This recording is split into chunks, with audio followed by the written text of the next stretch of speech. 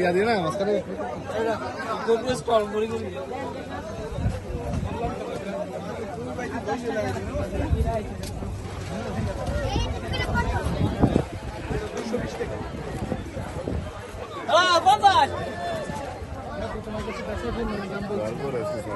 আমার কামই বেচা, আমি কোনো কাস্টমারের মাল ফিরে আমার 10 টাকা লাভ হলো, যেহেতু আমার স্টকে মাল থাকে,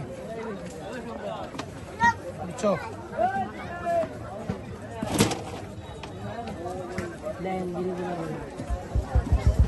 দেওয়ার জন্য আসছি, তুমি টাকা দাও।